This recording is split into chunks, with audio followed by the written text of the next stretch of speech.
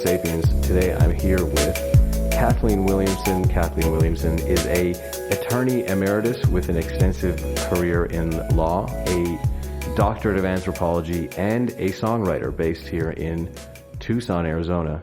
Kathleen, welcome to the program. I'm delighted to be here. Thanks for inviting me. That's my Bluetooth speaker in the background. I will just go around and shut it off so it doesn't interrupt us again. The beauty of live radio. Yep, that's how we do it. Pretty soon your computer will say, it's now 2:30 or whatever it'll say. Yeah, It'll tell you what time it is. There's going to be notifications and beeps and everything. Well, it's super fun to have you here. This mic is comically low, but I think we'll survive. Just before, when we were setting up, you were telling me about, we were talking about some of your music. Nick was just here, and you've given us 2 of your albums, and you were talking about wanting to get back into it, but not wanting to record again. Can you elaborate on that?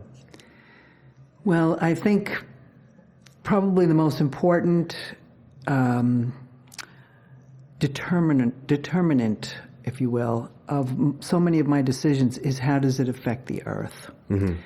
And the recording industry, unfortunately, well, a lot of industries, let's face it, just about everything, the consumption of everything. But the recording industry and the music industry is particularly, as ugly as anything. Yeah. The medical industry, you name it. Mm-hmm. And there's a new book out called Decomposed, which I think is a brilliant title because you think music composition, right? It goes through the history of music reproduction, starting with the shellac, Thomas Edison, little shellac things, which is made from insects. I don't know if a lot of people know that. And then it moves into, of course, eventually into vinyl, and through then to the CDs, the cassette tapes and so forth, 8-tracks, and then CDs, and then now the digital age and downstreaming and so forth. So what's shocking is how polluting all of it is and how increasingly polluting it is. Yeah. And the deceptive feeling that downloading is going to be cleaner, or that the digital is going to be cleaner. And I remember when digital cameras first came out, I was very excited because one of the reasons I didn't pursue photography more seriously was because of all the chemicals involved and so forth and the pollution involved. And then when digital cameras came out, I said, this is great. I can take 1,000 experimental pictures without using up 1 million chemicals and pieces of paper and so forth. Well, the same thing was true with music, too. It seems so clean and effortless, and it's not coming in plastic cases and so forth, and wrapping and, the whole enchilada. But unfortunately, because the size of the memory that it takes, the digital memory that it takes, and the sizes of the servers, and that's the hidden consumption that people don't see, it's the dirtiest of all. It's the dirtiest of all. It's a troubling realization because we're so reliant on everything in the cloud, and we don't. Most people don't have a sensible, forget sensible, even like a tangible notion of what that means physically. It's all virtual. Right. We don't even think about where is this data? Where is this all stored? Right. How much energy does it take up? And what kind of energy do you need? I mean, Yeah, they don't even realize it until all of a sudden the city is introducing a new plan somewhere in the skirt of some suburbia that wants to put in many blocks long giant data banks. Yeah. And the hum and the noise that they experience from that, and they get to actually see then what is the product and the repository for the world that they're consuming now. Yeah. And they don't like it. They don't like what they see. But it disturbs me. Yeah. And so, I don't know. There's also kind of a part of me that, one of the reasons why it's so big also is because it's so easy. Desktop publishing, right? That was revolutionary. And here we are. We're even saying, isn't it great? We can do these podcasts. We have a response. Yep. We can be prosumers. And I'm speaking like Alvin Toffler and Third Wave. We're prosumers. We're producing what we consume. And we can do that digitally. And it's very exciting. I mean, it's great. But then there's this bummer side of it. And because it's so easy, not only is it dirty in itself, but it promotes like more than mass production. It Correct, promotes everybody and their brother doing it. If you can carry a tune, you're going to be out there. You know, we're all content creators now. We're all content creators now, exactly. And then people, of course, even the silliest content. In fact, it is more of the silliest content that's reproduced 50,000 billion times on Facebook and so forth, and it just builds and builds and builds into this digital din that's unmanageable. It is unmanageable. It's the amount of stuff out there is just, it's beyond our ability to fathom cognitively, you know, like, which, you know, we're not design. We have so many options for designing a personal culture for ourselves. It's pretty staggering. The silly content is funny because there's this weird gray area between silly content and profound content at times. Right. There's that end of it. What I've enjoyed watching in the social media era is the emergence of a few, I guess, new genres of music that are really on the borderline between music and, I mean, I don't know, what something else. But like there's this one guy who just makes, like, he's on a drum kit and he makes drum compositions to sort of clips from Always Sunny in Philadelphia. Like, it's just the two guys talking, and he just will make a composition for that scene and play along to their dialogue. And it's, like, very funny, but also really amazing. And it's like just a new medium is born as well. So I guess you get the good with the bad. But I do wonder about how overwhelming, like, how are we meant to cope with how overwhelming everything is, because there's also so much gold and so much beauty in all of that. When you think about the human species and what we were 100 years ago, and what we are today, we're not the same species by any stretch of the imagination. I would agree with you. Yeah. I would say that I was born in 1953. Okay. So my childhood, quote, entertainment on television, which was relatively new at that point, not everybody even had a TV. We had one intermittently, was Romper Room on Saturday afternoon, followed by American Bandstand with Dick Clark. That was in the morning? That was in the middle of the day on Saturday. Okay. Yeah. And we didn't get to watch TV all the time back then. And fair enough. Half the time it was in the hock shop anyway. Would there always be something on? What do you mean? Like, was the TV always on? Or? But if you turned it on at any given time of the day, would there be some kind of programming? I couldn't answer that because I was young enough in the 50s to not really know. But my stepdad, Al Sabin, was head of technical services for CBS New York. And he was with CBS since 1944. And he remembered CBS when it turned off at 6 o'clock. Oh, wow. So it didn't go around the clock. And I do remember, actually, I think around midnight, when I was a young person, you know, my teens and so forth, I think around midnight or something, all of a sudden it would go, boo, and you'd see the rainbow, whatever, blank out on the screen, and the channel would go off at a certain time, maybe 10 o'clock or something like that, and say, we are now concluding our daily broadcast, and we'd do that until 7 o'clock the next day or something like that. So and there weren't that many channels back then. Like that was going to be my next question, was how many channels there were. No, it was sparse, you know, but it was even in New York City where I grew up. Yeah. You know, there was PBS was there, thank goodness. Right. That was great. CBS, NBC, and ABC was pretty much it. Yeah, that makes sense. Yeah. That would have been my guess. Yeah. So you were born in New York? But anyway, what I was saying, why I went back to that was that, so I would say I'm the first TV generation. I guess so, yeah. And then there are people like before me who were like the first movie generation. But let's say the 20th century, what changed in our species was this experience of life that's on a screen. Yep. And now we find the problems with it, but we're in a screen all the time. And now COVID, of course, that amplified it. But it's really escalated quite a bit if you put it into that context, like the first movie generation to now. So you go to the silent screen 100 years ago. Yeah. And so that's a different species that's getting entertainment and education and so forth, that their life, really most important life stuff they're getting through a screen instead of stepping out and observing what kind of tree that is, or what kind of bird that is, or just observing the sound of the birds, like real nature, real life. And so we have this increased disconnect with nature. The disconnect, I find the worst disconnect, more than the disconnect from nature, is because so much interaction between people takes place online. We've lost our ability to read each other's body language and develop, and read cues and social cues and the things you need to develop rapport with people. Oh my God, absolutely. Yeah. Especially that TV generation, and then as it amplifies and goes on, because people are getting their social conditioning from the screen. Yep. More and more and more. Yeah. And so their social cues are something they picked up at Seinfeld, or you hear these one-line responses all the time. Like, I dropped out of TV at a young age. I mean, when I left TV, I was watching I Love Lucy reruns with Frank Zappa playing in the background. That was like where I left off with television. I dropped off of TV in my early 20s. Yeah.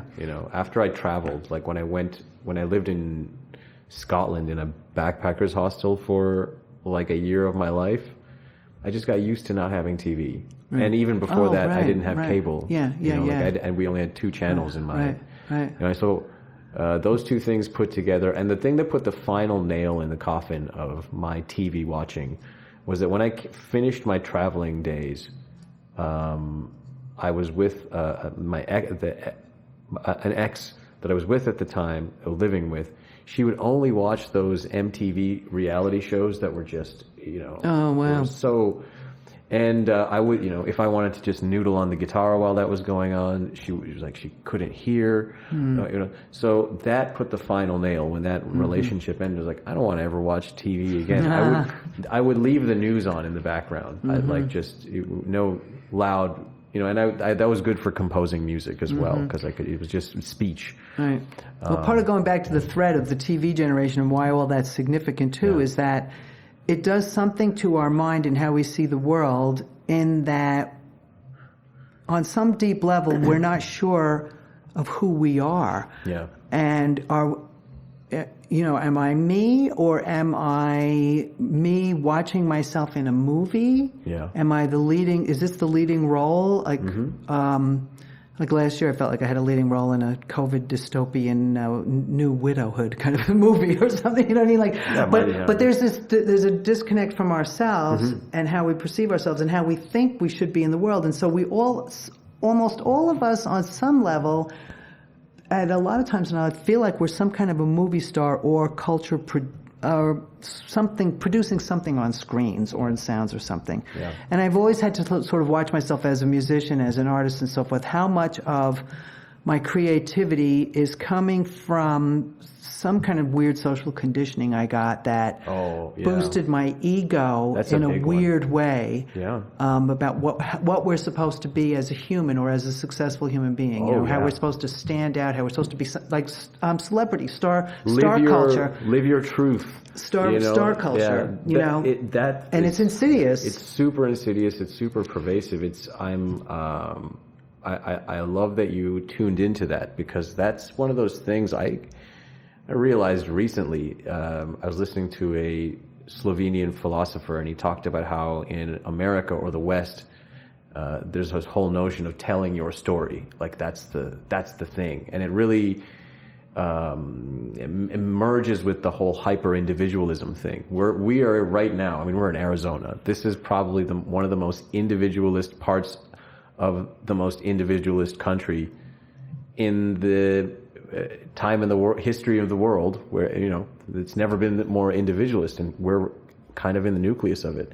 And the whole idea of tell your story, and all of the social media, we're motivated to create content, to put ourselves out there, and it all mixes with this whole me culture. It's very insidious. But it's the water that we're swimming in. You don't even realize until you remove yourself from it that it's like... It impacts that me culture a lot. There's a dance between that star culture and the me culture. And you get mixed up, am I a star, or am I me, am I what, And the interesting thing is, like, these movies over time, there's movies and documentaries and so forth about people that have done significant things, or geniuses, and people who have made contributions to the world. And then you've got at the other end of the spectrum, you've got your focus on Roseanne Barr. That type of person who makes it somehow special to be even below mediocre. Do you know what I mean? So everybody gets to feel good. Yeah. You could be fat and below mediocre and somehow be a Homer Simpson archetype, I guess. Feel okay. Yeah, exactly. That's another one I noticed. And so then you get this hyper production. Everybody thinks they have a right to produce, and that's that. Then you have more and more of that din going on. It's like a really crazy feedback loop that's going on. Yep. It's a hypercharged in our current times.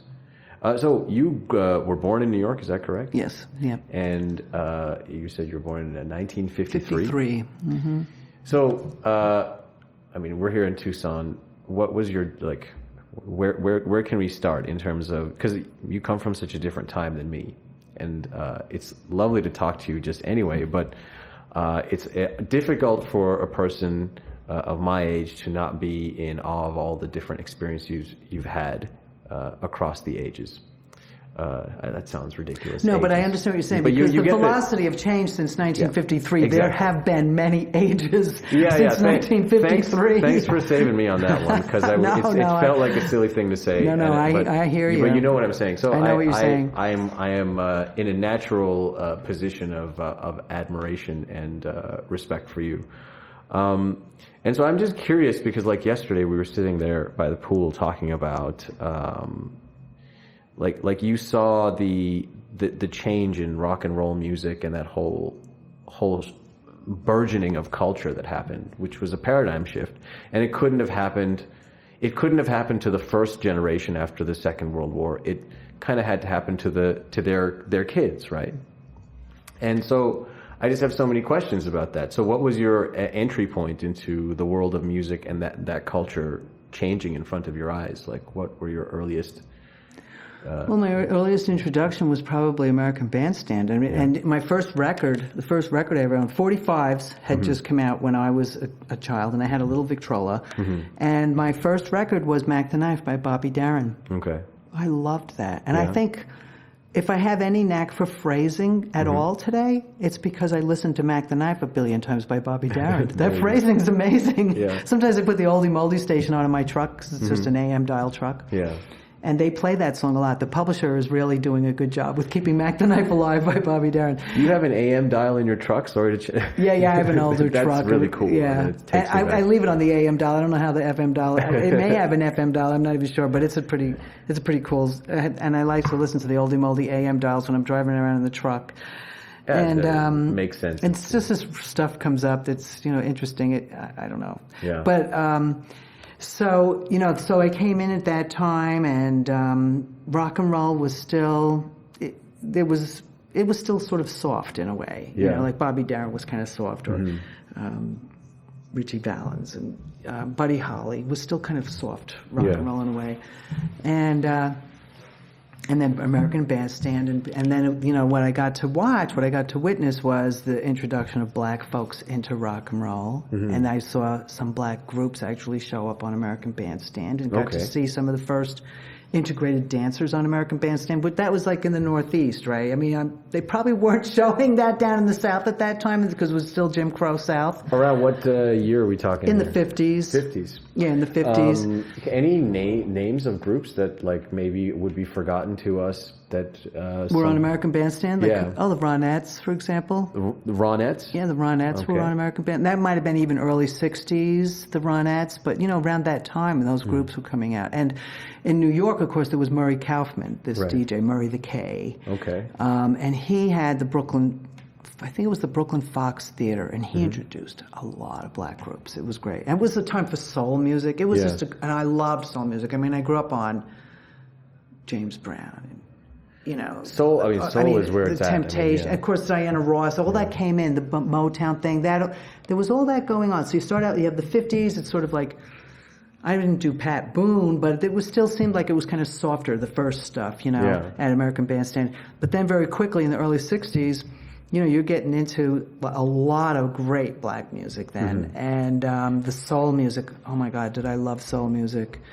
And at the same time, rock's getting more, the Beatles show up, of course, right? And Ed Sullivan. And I was I was 11 or 12, the first Beatles broadcast. And that, I have to send you that article because I talk about, I wrote an article for Lilliput Press in Rock and Roll, I forget the exact title of the book. It's a great book by Lilliput Press about remembering rock and roll. Okay. And but I talk about how we were banging on this little black and white TV to try to make it work because we knew the Beatles were going to... I don't know how we heard about the Beatles, but we were going nuts. I was actually praying Hail Marys to the TV to make it work because I was afraid I was going to miss the Beatles. But you hadn't heard them yet? I hadn't... I must have heard them, and I can't remember how we were so tuned in, my sisters and I. I'm the oldest of the girls, but... how we were so tuned in that we were going nuts that night to make sure we could see that broadcast. And then it came on. And then once the Beatles showed up on Ed Sullivan, then the next day I had $25 in savings. And it was back in the day when little kids could go on the subway all over New York City. And maybe you might bump into a weenie wagger from time to time, but nobody really hurt you, you know. So anyway, I went to downtown Brooklyn to a hock shop and I got a guitar and I just got some music books and I had the pictures of the chords. Oh, wow. That's so just like that, huh? And then I had heard the record, I had the records, I could hear it, and I had the pictures of the chords so I could sing and I could learn the chords, and that's how I started learning how to play guitar. And so my first books were Meet the Beatles and Flowers by Rolling Stone, that album. That was a good album. And then, so I just loved, and I just knew that I would be a chick magnet if I could, really play and sing. And I really wanted to pick up chicks, so it was fun. It's a normal motivation. I was just a regular guy when I was a 12-year-old girl. Okay, so I loved the music first and foremost, but. I found out later that I loved the music first and foremost because the getting chicks thing wasn't working. I still kept doing it. Oh, I was getting chicks, all right. But, I'm sure you were. Yeah, but anyway, and it's interesting how early on I was writing songs, and I don't know how I became interested in copyright, but I don't know if you remember. There was a popular black and white show called Sing Along with Mitch. Okay. I think it was Mitch Miller. Did you ever catch any of that in your weird Toronto station up there? Never. Or Newfoundland station that you were talking about? No. Well, Mitch Miller was a very popular music show. It was the old-fashioned. It was kind of like along the Lawrence Welk lines or something like that. Yeah. But interestingly, I went to the public library, and that was a big thing in those days. Yeah. And I found a book about the music business written by Mitch Miller. Interesting. And that was my first introduction. Yeah. To the music business, and it had little things about copyright. I don't remember, back in those days, everything was very, very different than today, obviously. Yeah. But it was probably one of the first books written about that. Right. A lot of people don't know about it. And then now there's a million books. I mean, my God, talk about a din on how to, make and produce your own records. In fact, one of my best friends who recently passed away was the writer of How to Make and Produce Your Own Record. They had 12 editions that came out. Oh, wow. A lot of people used that book to... And then, of course, more and more came out after that. But and so I became interested in that very tangentially, but kept writing songs and so forth. And so by the time I was in my 20s, I was able to mail in my own copyrights and at least manage that kind of stuff. Right. And then, years went by, and I'd always wanted to sort of study copyright. It's a long story how I got into law school. I didn't get into law school for that reason, but it was more humanities, to study humanities and anthropology and, get into law school that way. And I figured I could make a career, make some money practicing law, and then get my degree in anthropology. It was a means to an ends. It wasn't the ends for me. So it was before your anthropology or after? Before. Before your anthropology. Okay. Right. It was before. I studied humanities at Northern Arizona University. Well, let me backtrack a little bit. I studied art in New York, and then I dropped out. Okay. In the early 70s. Like fine art? Yeah, fine art, studio arts, painting, drawing, blah, blah, blah. What a place to be in to be doing that. Yeah, and then I dropped out, and I came out to Arizona in 74, and I lived in this little hippie town in the middle of Arizona called Jerome, Arizona. Okay. It was an abandoned mining town.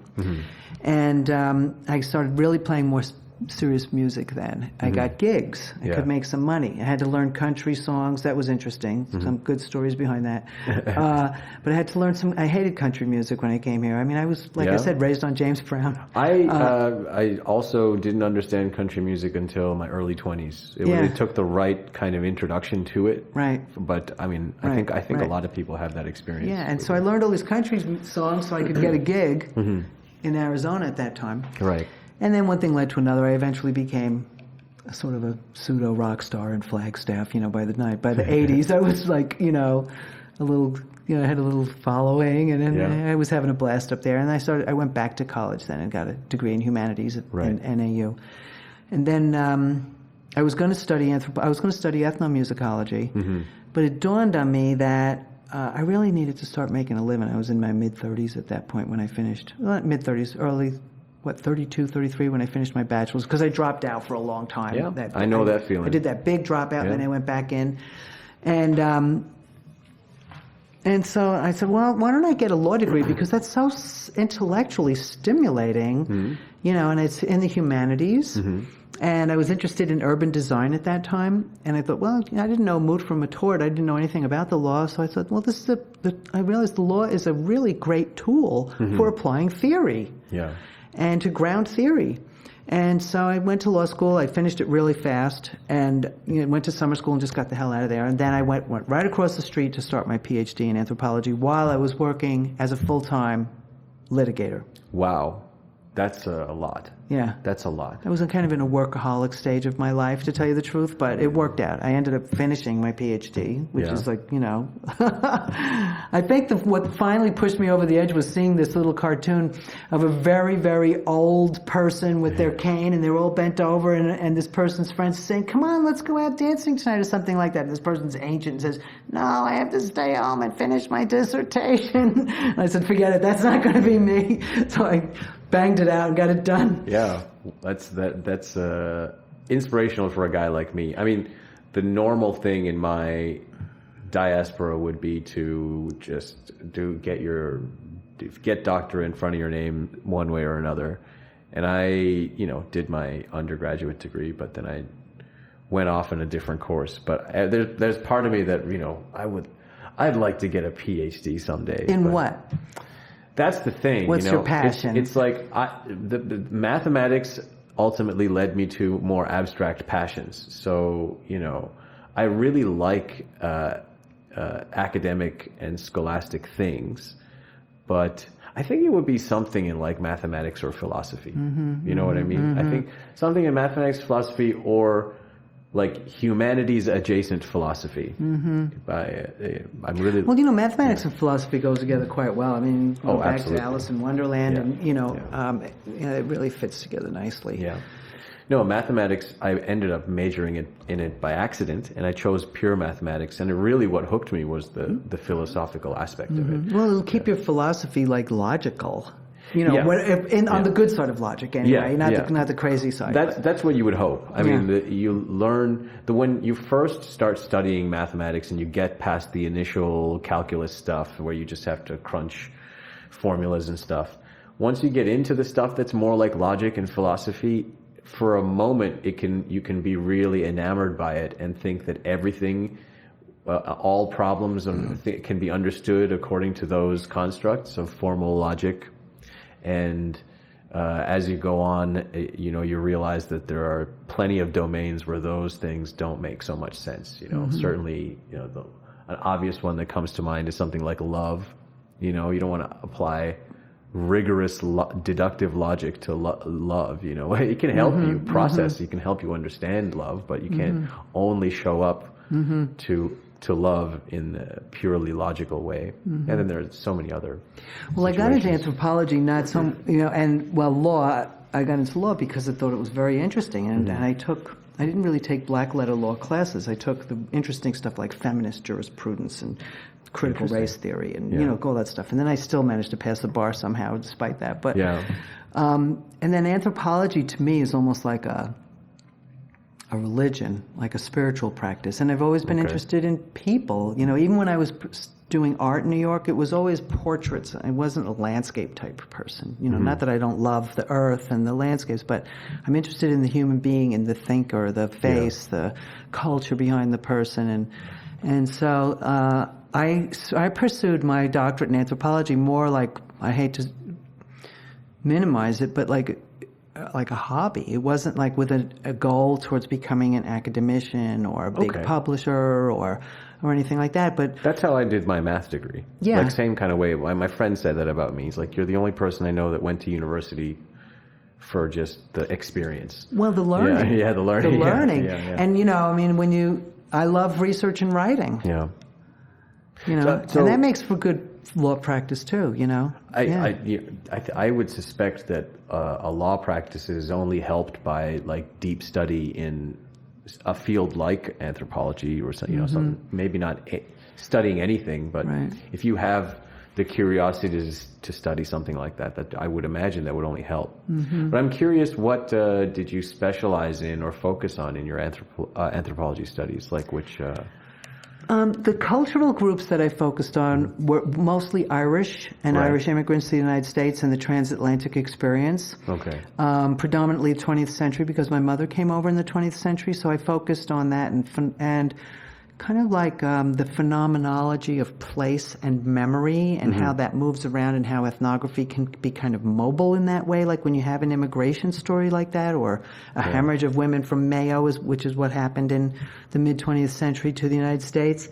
And the other area or cultural area that I was very interested in is more local here in Tucson, and that's the Yaki Indians. And I don't know if anybody has told you about their Easter ceremonies and so forth, but if you're ever back here for Semana Santa or the Easter season, anytime during Lent actually, I would love to host you and show you I would love to the ceremonies. Come back. I'm looking for any and all excuses to come back to Tucson. Yeah, I've been going to their ceremonies. I missed it last year because of COVID, but I've been going to their ceremonies since 1984. Okay. And it's a spiritual and an interesting cultural, it's all the above for me. Aesthetic, artistic, everything. Yeah, it's Can amazing. you tell me a little bit about the ceremony? Well, I would recommend, as far as a literature review, I would look at Ed Spicer's books on the Yaki. He's the leading Yaki anthropologist. In fact, I think the U of A department supposedly called a moratorium on studying Yakis after that because a lot of kids wanted to go out and sort of overwhelm them as anthropologists, So, but there are 4 Yaki villages right here in Tucson, and there's one in Phoenix. There's a big one in Guadalupe in South Phoenix. Right. They came up here. See, the interesting thing about the Yakis is they don't really have a historic relationship with the United States. They started coming here in the early 1900s because of the persecution under Porfirio Diaz in Mexico. Oh, wow. And they came from the Rio Yaqui, which is in Sonora. But interestingly, Ed Spicer helped one of the Yaqui leaders actually get a federally recognized reservation on Valencia Road. Oh, wow. And so the New Pascua is a federally recognized reservation. It's an interesting story. It's very interesting because they're really the only native tribe in the United States that doesn't have that kind of historical treaty relationship with the United States. Yeah, it's an interesting edge case. It's very interesting. And then like in Tucson alone, like one of their little villages is an unincorporated, it's inside the city of Tucson and they have to follow the rules of the city of Tucson. Then there's another one that's in South Tucson and has to follow the rules of South Tucson. Yeah. Then you have New Pascua, which is it's still in Greater Tucson, but it's a federally recognized reservation. So they have their own court. Their own fire station, their own casino. They have everything going for them. Yeah. And so you have all these Yaki people practicing, and each one has their own ceremonies. So you can go, like on Saturday before Easter, you can go what I call deer dance hopping. Right. You can go to all the villages and see all the different deer dances in every village. One year I went down to Rio Yaqui in Mexico, and there's 8 Yaqui villages along the Rio. And I got to see the ceremonies in all of those 8 villages. And it's just amazing. It's a beautiful culture. They go back to the Spanish encounter. Yeah. They were a very strong tribe, not unlike the Apaches here.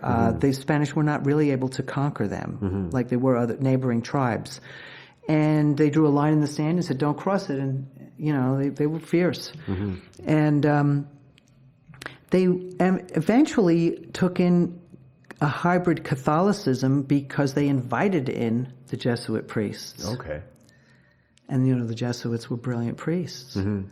And so that's how they got this hybridized Yaki Easter ceremony. So you see the deer dancer right next to dedicating his dances to the Virgin Mary. Very interesting. Yeah. It's really interesting and very beautiful. interesting. And they're very welcoming, unlike the Hopi. I love Hopi culture. I used to go to the Hopi dances in the 70s. But you felt like a white person when you were at Hopi. Okay. You know, they were like, you know, if you said, what time is the such and such? And they would say, did you check the schedule, in a very sarcastic way? You know, things like that. And they've become more friendly over the years. But in the 70s, it was definitely, they were being more protective. And I don't blame them. White folks used to go up there and steal the shards and, you know, just stuff like that. It was more, you know, crazy. But the Yakis, when they have these ceremonies, it's for the world. They want you to be there. They want you to be there. You don't really participate, like, you know, but you do. It's important to know that that distinction exists, you know, yeah. because it's sort of often put forward that it's either one way or the other, but you've got to really look at the culture you're dealing with. Sometimes they really want you to share, and they really want the world to see, you know. Yeah. It's great to be there, and then you can watch them all night long, and nobody's looking at their phones or, you know, I mean, it's just, you kind of really go into a different dimension altogether. And it's not the Carlos Castaneda, Don Juan stuff. I mean, that's, a lot of anthropologists are really down on that representation of Yaqui culture. Okay. You know the Carlos Castaneda. I don't know that reference. Legend. It's Don Juan and the Yaqui myths, and, you know, Don Juan's taking a lot of peyote and he's turning into crows and all that stuff. And Carlos Castaneda was some kind of anthropologist, but it's very problematic. I've never seen anything like that at my encounter with the Yaquis. So, was it your existence in Arizona that put you on to, or like kind of put your focus onto the Yaquis, or did your interest in the Yaquis bring you to Arizona, or something else? Oh, no, prior? I was already in Arizona. You were already in Arizona. Yeah. I came to Arizona in 74 when I was 20. Yeah. And I moved to that little ghost town, Jerome, Arizona. So you were 20 when you, and that, I mean, so you, like you said, you were doing music at that time. Just trying to get it I was doing music. Head. I had rock bands in New York. Yeah. The Who. I had a Who cover band. You know, stuff like that. I was doing a lot of Janis Joplin. Yeah. And a lot of Southern Comfort. And a lot of crazy. Cool. And the New York I grew in is best depicted in the movie Midnight Cowboy. Okay, I'm going to keep that in my mind. I want to see this now. That's the movie. Did you ever see Midnight Cowboy? I have not seen it, but I want this context. It's a wonderful, wonderful movie, and I hadn't watched it in a long time. I was talking with some friends, some younger friends, and I sang a song called The Dolphin, written by Fred Neil. We were kind of having a little get-together. And I said, oh, yeah, Fred Neil. And they were like, oh, I don't know who that is. I said, well, he wrote the songs for Midnight Cowboy. Ooh, what's that? I'm like, oh, my God, you never saw Midnight Cowboy. John Voight and Dustin Hoffman. And I realized this was about 2 years, no, it was last summer. It was COVID. We were sitting outside. And I realized that John Voight and Dustin Hoffman were my light and dark sides. Yeah? How so? What does that mean? Well, Dustin Hoffman is this really beat up, down and out New York guy, and he's got a limp, and he's diminished, and he's really very New York. Like, you know, they're crossing the street together, and a cab comes up too close, and I'm like, fucking walking here, you know, one of those guys. Hey, he slams the car, I'm walking here. And John Voight is this hick, like, cowboy, this big, tall, blondie guy that shows up in these fancy, silly kind of cowboy duds that really only the hustlers in Times Square wear.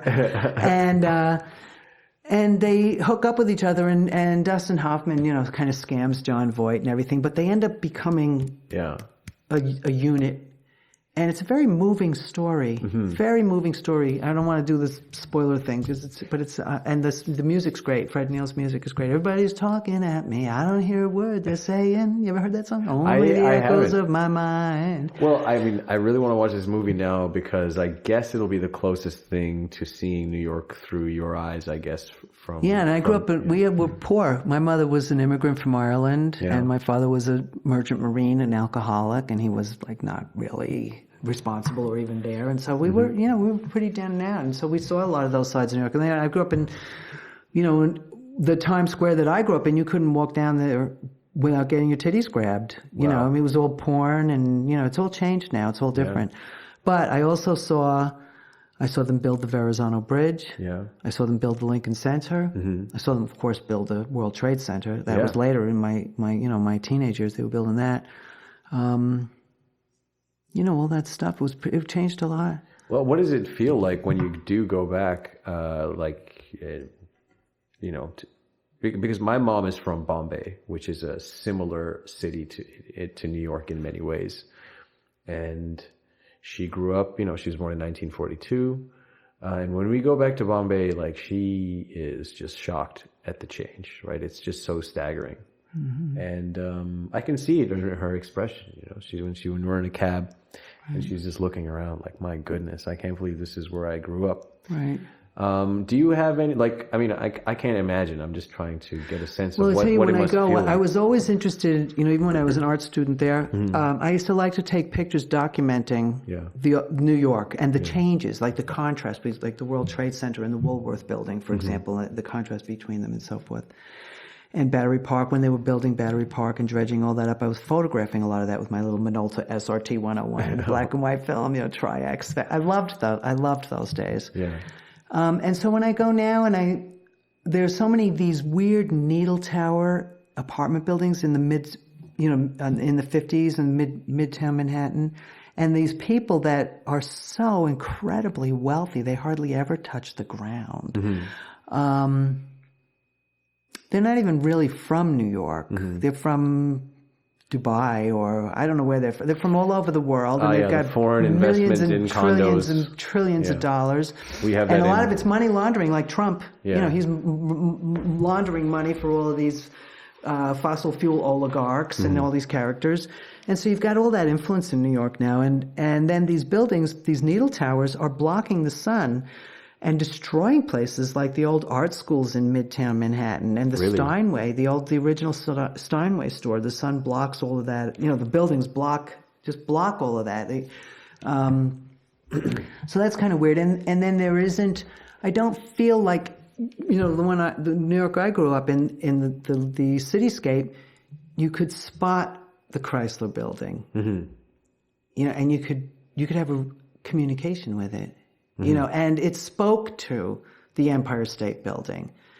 And later when the World Trade Center, which I thought was actually very ugly, compared to the Chrysler Building and the Empire State Building wasn't a beautiful building either. The Chrysler Building is incredible. It's so beautiful. When you say you're almost talking to them or they talk to each other, do you mean in sort of like a geolocation kind of way where you look at the skyline and you just kind of know where you are in relation to absolutely. Because I feel that way in Toronto with the CN Tower.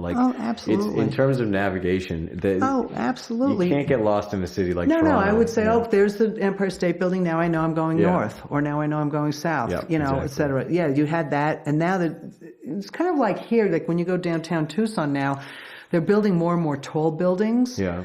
And the mountains are disappearing. They take the mountains with them. I guess they do. Oh, yeah. It's hard to imagine that. Again, I'm coming from Bombay. Here, I just see mountains everywhere, and I just get a glimpse of these tall buildings when we drive past what I think is downtown. Yeah, no, I've been watching it down there, watching the changes down there where the mountains, another one goes up, and there goes that view of the Rincons. There goes that view of the Santa Catalinas. The Tucson Mountains, the Santa Ritas, they just are disappearing. And, Phoenix it wasn't, when I first came to Arizona, there were about 1 million people in Arizona. Now there's 5 million just in Phoenix. So, you talk about what I've seen change in New York. Well, what I've seen change in Arizona has been staggering since 1974. I was just going to ask you, because since the first time I met because you live in a really nice area, like outside. Everything seems out of the city to me here in Tucson. Did you come to my place? I came to pick up the piano. Oh, okay, right. Yeah, well, that place Thank you so much for lending me this piano. Oh, no problem. It was sitting there collecting dust at my house, so I'm glad it's being played. All I have been doing for the entire time that I've been here is sitting there. I've been sitting there and then periodically getting up, sitting here, rolling something, burning it over there, and then coming back, and I've just only been doing that, and so I'm really blessed because I never get to sit down and practice, and learn Rachmaninoff. I haven't sat down and learned something from sheet music, in close to 20 years. So just thank you. It's recorded. Let everyone know that I have thanks to Kathleen, I've had the chance to really practice a lot of piano while I'm here in Tucson. Well, that delights me. Yeah, thank you. But where I live is actually downtown. That's downtown? What are you saying? That is downtown. Okay. And it's right on the skirt. It's in this old barrio that's almost like Tucson 50 years ago. That's pretty great for downtown. I can walk to anywhere in downtown. I can walk to the Fox Theater. I can walk to the Rialto. I'm a 17-minute bike ride to the heart of the U of A campus. I'm a 7-minute bike ride to the federal courthouse. Oh, my goodness. And I'm right on the loop, which goes around the whole city, around all the riverways around the whole city. From my point of view, but it's this barrio that was blighted after the highway came in. We're back to urban changes, Yeah. But that I-10 came through and it blighted this big barrio, and now on the east side of it is Barrio Viejo, which is very gentrified now. Right. But it was a ghetto, like what I think of as ghettos going up to New York. Mm-hmm. And then on the west side of it, going towards A Mountain, that area was severely blighted and very, very poor. Now they're developing the west side of Tucson. They're developing the downtown area that's just west of I-10. Yeah. And I'm just south of that. Okay. But yeah, no, I can walk to anything groovy from there. If you told me you lived on a farm, I would have believed you based on the way that property looks. But I'm a city dweller, so that would pass as a farm for me. It feels like you're in the country right there because I have almost an acre. Yeah. And it's just this old barrio. I mean, I have these caballeros from Guadalupe that live not Guadalupe, from Guadalajara, that live just south of me. Yeah. And the river is there and A Mountain's there, so there's some open space. Yeah. Hopefully the city will preserve that because they are doing this development now on that side, and they love to, how governments like to destroy things so they can increase the tax base, I guess. Well, speaking of destroying things and things changing, I mean, you mentioned, like I said, since the first time that I met you, about how the surroundings around your place have changed a lot just in terms of the environment. And you mentioned the same about where I'm staying here. I'm in the foothills of the Catalina Mountains, house sitting, and you mentioned that even the area around here looked quite different. I mean, it looks beautiful to me. I'm trying to imagine what it might have looked like before. I mean, can you tell me a little bit about? Well, what looks different is the drought. Okay. The impact of the drought. Yeah. Last summer, I mean, I've had dry spells. I've seen dry spells in Arizona over the last, how many years have I been here? 40-something years. Right. But I've never seen anything like this. Mm-hmm. We are in a climate crisis. Yeah. And it's in my face. I see it all the time, and I have a little urban homestead, and the impact of it has been severe. Right. Last summer during COVID, I mean, I couldn't leave it, and I had goats, I had ducks, chickens, I had a garden. I kept trying to take care of it, and it was like... This is all in your place downtown? Yeah. It was like the myth of Sisyphus, just pushing a rock up and paying $500 on a water bill every month. The city water doesn't keep things thriving. They just subsist on city water. They don't. The city water is weird. What's up with that? Is it hard water or something? It's hard. It's definitely hard. But rainwater is what makes things grow. Right. After it rains, everything bursts open and grows. But city water, it just sort of we're alive. Right. You kept us alive. I mean, that's about the best city water can do because it's chlorinated and it's this and it's that and it's treated. So it's not water. Interesting. Yeah, it definitely looked weird. It's not rain. Definitely looked weird when I poured it into a glass with the tap water. It was quite cloudy. I was concerned. I've decided to not make my coffee with it for sure. Mm-hmm. So anyway, when I got here, I was looking everywhere I go now. I'm looking to see how is the drought impacting things. And right now, the word on the streets in Tucson is just try to save your trees. Let go of the bushes. Let go of the shrubs this summer. Just let it go. Wow. We're having trouble keeping things alive. Who's advising this? Is it just it's just the word on the streets. People trying to pay their water bills, and I've been dumping water on some vitexes and some citrus trees that I have and so forth. And the heat, especially this last week, the heat's been so extreme that it just looks like I haven't watered it in 6 months. I mean, it's just I just can't. How long? And I saw this coming. I kept telling everybody this isn't sustainable. Yeah. We can't keep doing this. And I told Joanna, my late wife, I told her a couple of years ago, I don't think I can sustain it. And my goal was to have an urban homestead. I put a lot of energy and time into creating that urban homestead. And then, I don't know, we stopped having cicadas 3 years ago, which to me was a really bad sign. We had no cicadas. And then last summer, we had no cicadas and no monsoon. I've never seen a summer. I'm saying zero. This isn't rhetoric. This isn't hyperbole. Zero. Yeah. I've had, since February of 2020, I've had 4 inches of rain. Wow. We're supposed to get 11 inches a year. That's crazy. Yeah, and now this summer, right now, tomorrow starts summer, right? Or today or tomorrow. It's worse than last year. So this is, I came to Arizona in 74, and as you know, I'm leaving town for a couple of months. I'm go back east. There's a couple of reasons, but the predominant reason is climate crisis. Yeah. And this is the first time since 1974 I'm leaving Arizona in the summer because of climate. Yeah. I'm no hot weather punk. Yeah. In fact, I welcomed the summer in Tucson. I welcomed the monsoon. I welcomed the departure of the snowbirds, the departure of the students. We get our town back. It's quiet. The traffic's manageable, and the rain comes, and it's so beautiful when the rain comes, the monsoon. But I'm a little freaked out. And I saw it coming, I saw this coming. It's interesting. You open the paper and the U of A experts and all the climatologists and all this, and they're saying this is what it's going to look like in 2050. And I'm reading these articles and I'm saying this is what it looks like now. Wow. This is what, and that's why I was interested when I came here. I take the time to look around, and I see these plants are struggling. Yeah. They're all like sort of half brown. Well, I've forgotten to water these ones. I should probably do that. That's no, part I mean of my just the house. general, all around here, the palm trees, the tamarask, the palo verdes, those yuccas, they're struggling. Right. And this is the dry time of year, but it's not like this. So, I mean, would there have been a rain like by now? Normally? Possibly. Yeah. Around June 15th, we might start getting rain. We wouldn't really get a bucket buster until maybe 4th of July. Okay. Yeah.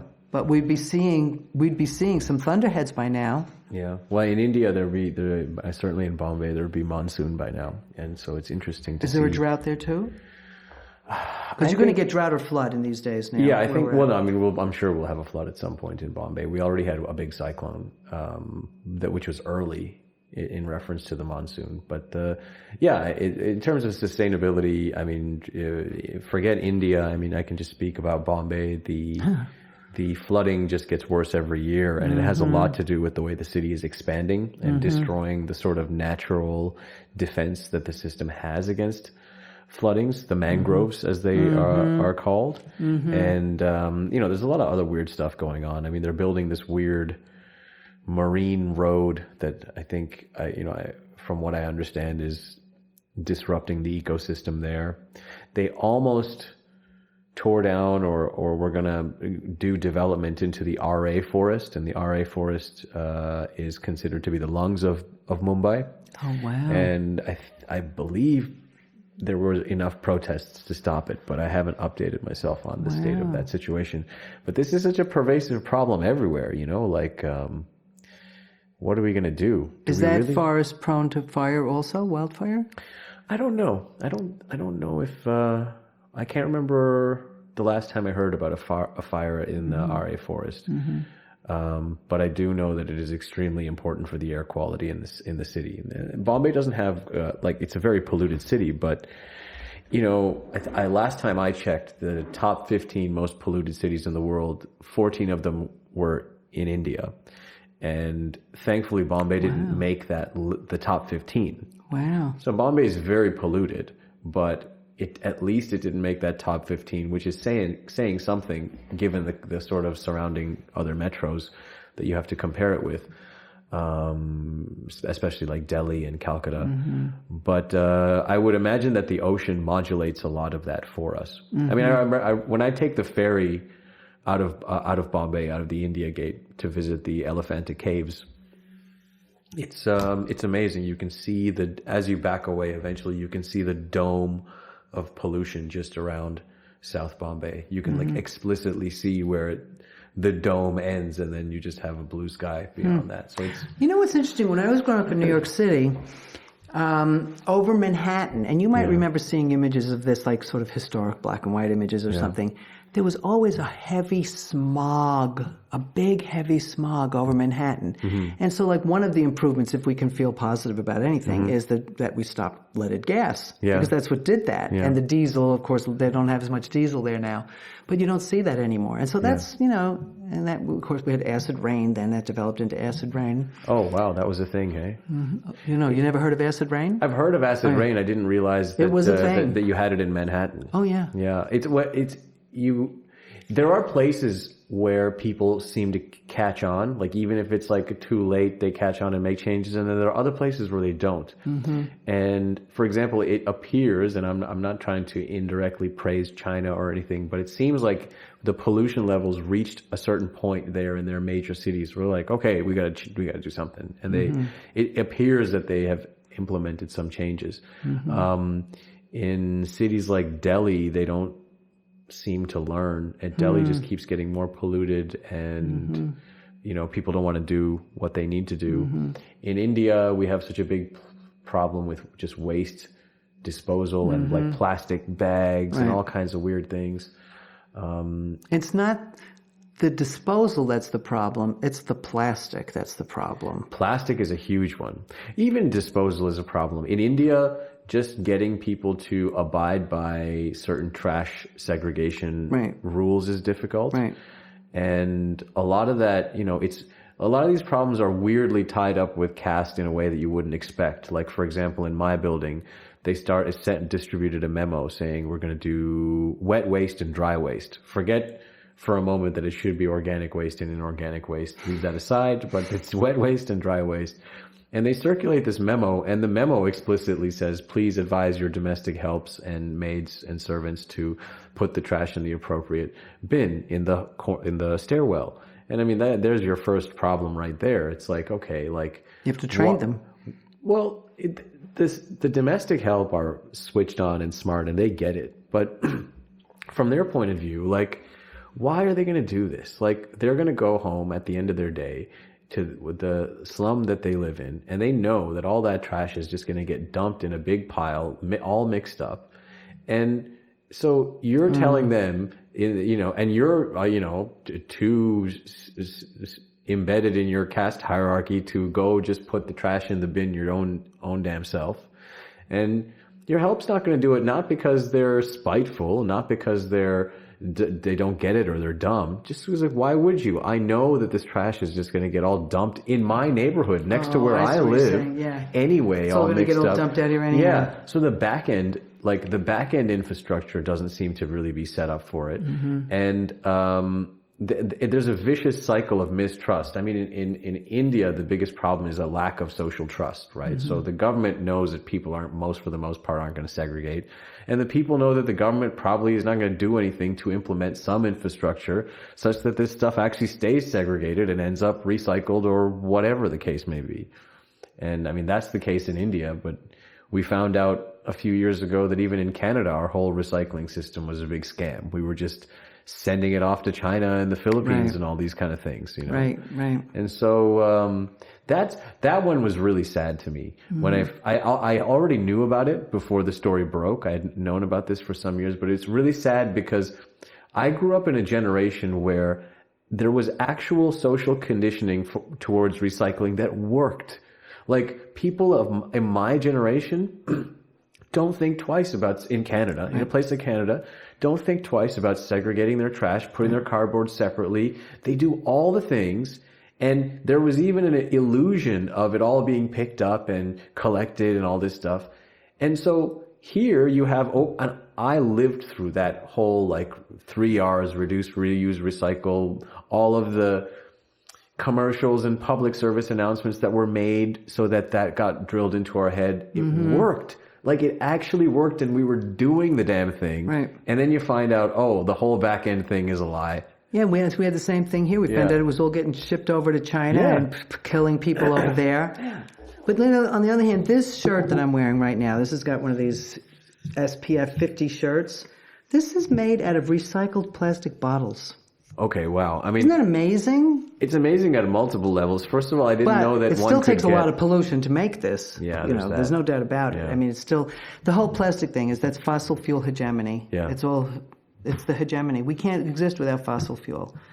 The Yeah. medical industry would collapse without plastic. It's the bronze of our time. This is the plastic age. Yeah. Absolutely. Yeah. And it's going to kill us. It is killing us. I mean, they're finding PFASs and plastic particles in Himalayan salt, as you know. Muddy's milk all over the world. You can't get away from this, it seems. Like, I was talking to one of my friends who's a vegan, and I was talking about how I really like fish protein. And she was like, I would consider fish protein, except all the fish have all these microplastics in them. And I don't know what her sources are, but I have heard that even seafood has like microplastics. Everything does. Every meal you eat, no matter where you are, the air is dropping plastic on your food. In the air? Yes. Oh my goodness. Yes. I'm going to look into that. Oh yes. It's in the Guardian. I mean, I read in the air. Oh yeah. It's everywhere. It's everywhere. Yeah. And it's not just tiny. The thing about plastic, it's like, now this is a little bit of hyperbole, but it's got a longer shelf life than plutonium. I remember reading that in the 70s. Plastic has I know it has a very just gets smaller. Yeah. It just gets smaller and smaller and smaller. That's all it does. And then, of course, you have the PFAS stuff, which is... So, I mean, I was thinking... You remember Saturday Night Live and they had that character, Debbie Downer? Oh, yeah. Wah. Yeah. So my friends are going to start calling me Debbie Doomsday. Because everything I talk about, it doesn't matter what it is, it all comes back to this. But that's really...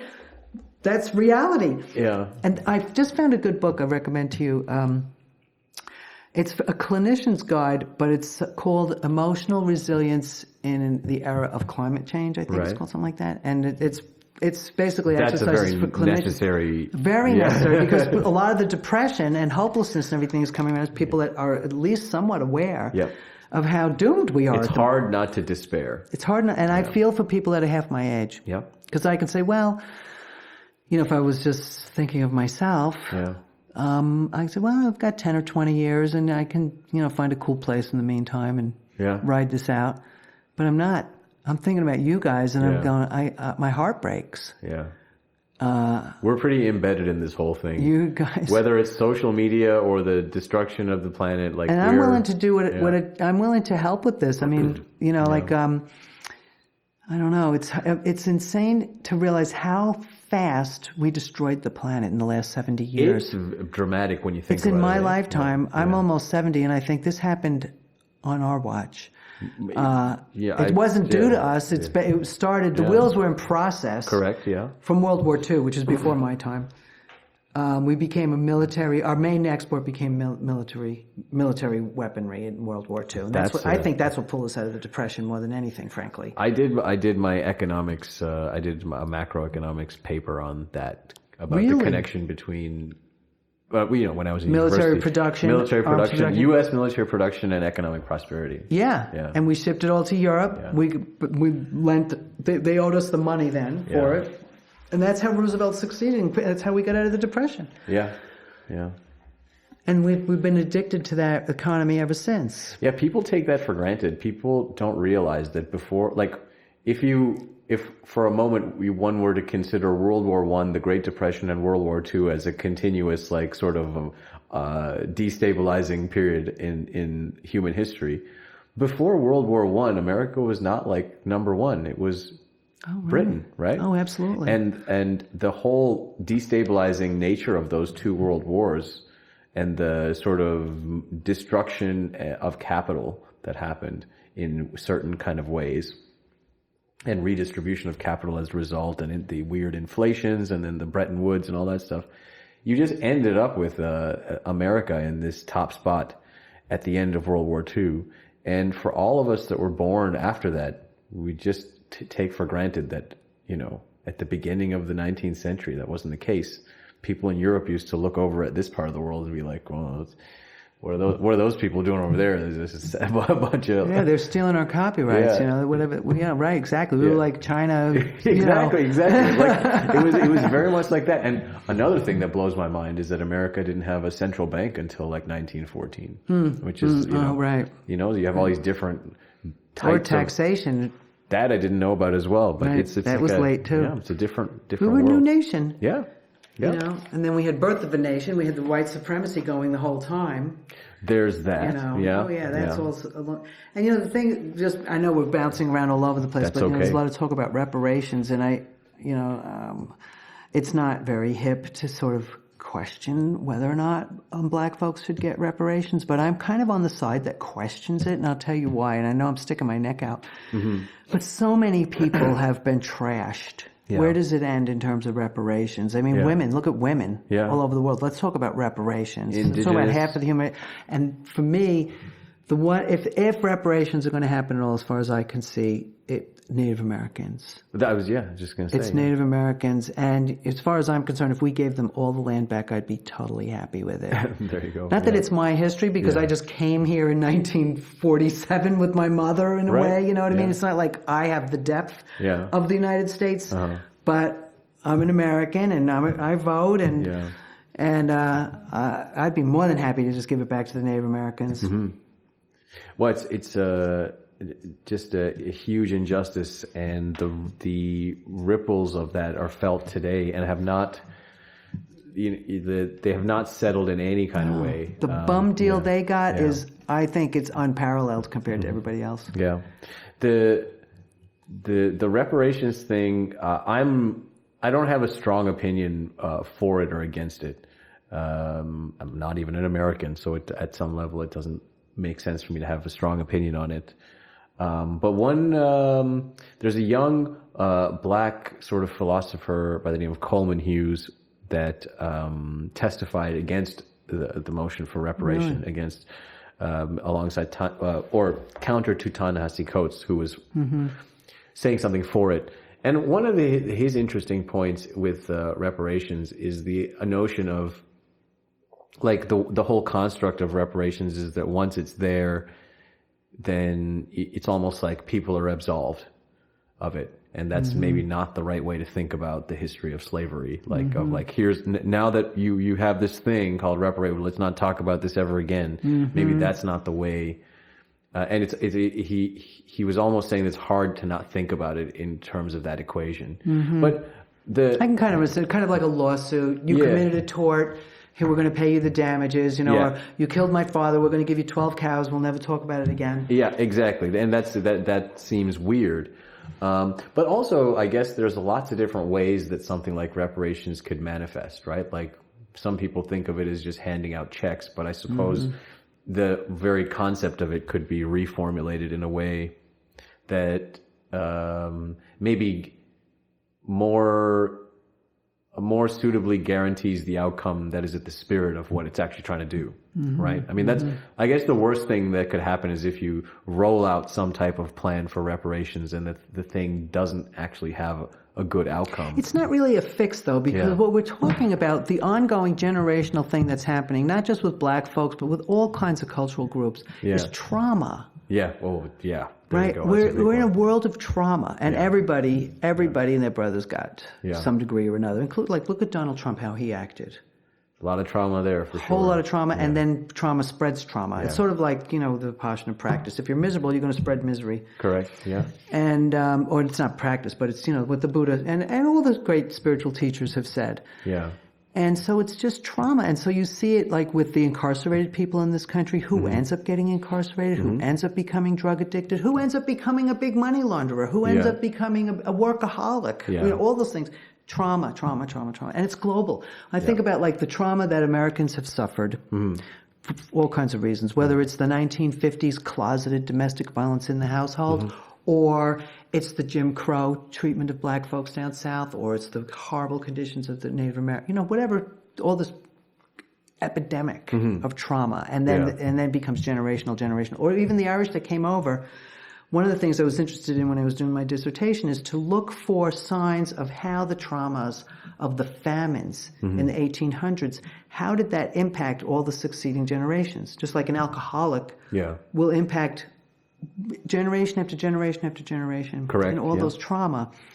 And who becomes alcohol? It's talk about something that is, oh God, what's that mathematical term when it just grows? Oh, exponentially. Exponentially. Yeah.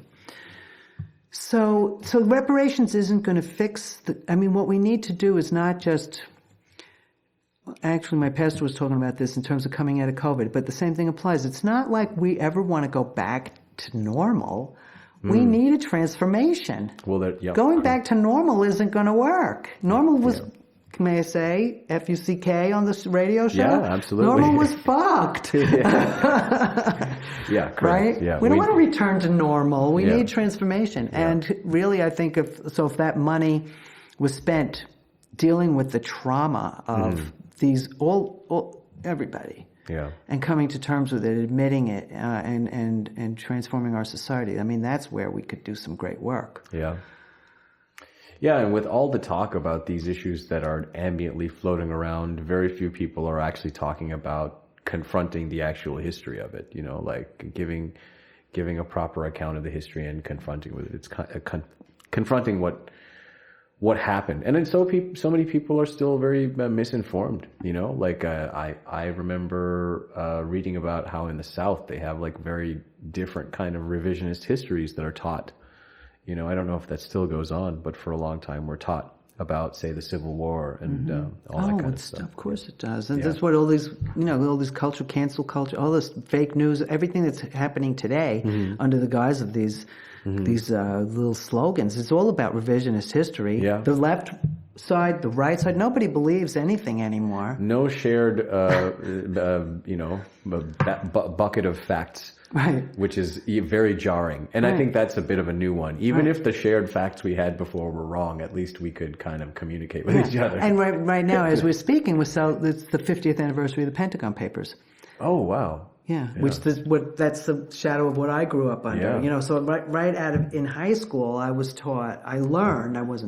Obviously, I wasn't taught it, but I found out thanks to the New York Times and the Washington Post. Yeah. That the government lies to you, and the government will send your young men to war against their will to die. Can you elaborate on what the significance of the Pentagon Papers? It was probably one of the biggest wake-up calls for America because we were coming out of... When did this happen? What decade are we talking about? Well, it was 50 years ago this year, so we just covered that. Yeah, and Daniel Ellsberg was working for... He was sort of like the Ed Snowden of 50 years ago. Huh. And he was working for, I think it was Rand Corporation, and they had all these government papers and volumes and volumes and volumes. It took him forever. And back then he had to one page at a time, photocopy. Yeah. And he saw all of these top secret government documents with all these presidents, Eisenhower, Kennedy, Nixon, Johnson, Nixon, how they, and the military, how they just kept lying to us about the winnability of the war and what was going on with this war, why we were in it, and whether it was winnable or not. This was Vietnam? Vietnam. Yeah. Vietnam. Terrible stain, and it changed this country so much, and it was probably the biggest, we had a draft back then too. Yeah. If you want to see the peace movement come back, reinstate the draft. I'm not kidding. People have an investment in the peace movement then, otherwise they don't care. If it's not my child, Wow, that's an interesting way to put it. The Vietnam War is something that, I was born in '83, and so lots of important context about the current century is missed out on if you don't learn about the Vietnam War. And I just recently read Manufacturing Consent by Noam Chomsky and got a little bit of perspective on what that was about, why it even happened. That's another one. Like the Iraq War more recently. You look at these things; they're happening when they're happening in real time. There's all this spin about why this needs to happen, why we need to go in there and send troops or whatever. Right. And sometimes there's no good reason. Right. Right. Well, Ellsberg got all the papers. Took him forever. His son was on the machine cutting top secret off the pages, and oh my God. Wow. And then he finally brought them to the Times. The Times started publishing them. Nixon got a subpoena to shut them down. So we went to the Post, and the Post kept publishing it. And then it went viral, our version of viral in those days. And the Pentagon Papers came out, and the American public for the first time saw how gravely the government and the military would lie to us and would let our sons die. Wow. Force them to go to a war that was corrupt and was not winnable. Wow. It gives me chills. Vietnam you talk about like my times, the changes that I've seen. That was huge. Yeah, I bet. And when I was a young girl, I remember seeing coffins coming out of churches, men that died in Vietnam. A lot of my friends that were drafted, they didn't come back the same. They came back not quite with it. Wow. I mean, it had a horrible psychological impact on those young men. I, to this day, cannot go to that Vietnam Wall without crying. Is that song Sam Stone by John Prine, is that about the Vietnam War? I don't know. Do you know that Sam song? Stone, no. I should know it. I should know that song. It's a beautiful song, clearly about an Army vet. Mm-hmm. And given the time it was written, I wonder if it was... he even said... There's a different song on the same album where he references the Korean War. Mm-hmm. But these things are enough before my time. What was popular with the anti-war movement then, there was a song by Buffy St. Marie called The Universal Soldier. Oh, wow. It was very, very popular song then. There were a lot of anti-war songs that were in the Billboard charts. Yeah. It was a huge movement. It was the first time that anything like that had happened. I guess so. It was nothing. And it was big. Rock and roll was a huge vehicle for the anti-war movement. There wouldn't, it's the first time I'm realizing it or thinking about it as you're mentioning it, but I guess there wouldn't have been a previous time in American history when when there was like an anti-war movement or that we know of? Not really. I mean, go back to like protest songs, you'd have to go back to the Revolution and you could find some protest songs, I'm sure there. I didn't ever study that particular area of music, but my protest music knowledge goes back to maybe Woody Guthrie in the United States, and he didn't do anti-war. In fact, Woody Guthrie sort of bought into the whole dam thing too, the Columbia Dam, and helped promote it for the government. So he was a little naive at some levels, because the dams, of course, turned out to be a big curse on all the rivers, all over the world. Dams are like, it's like putting a dam in your circulatory system in your body. You're damming up the blood of the earth. Mm-hmm. It's really no less malignant than that. It's a worthwhile way of thinking about it, I think. It's true. Yeah. It's true. It also is the cause of a lot of earthquakes. Interesting. And that's documented because it shifts the balance of the surface of the earth so much.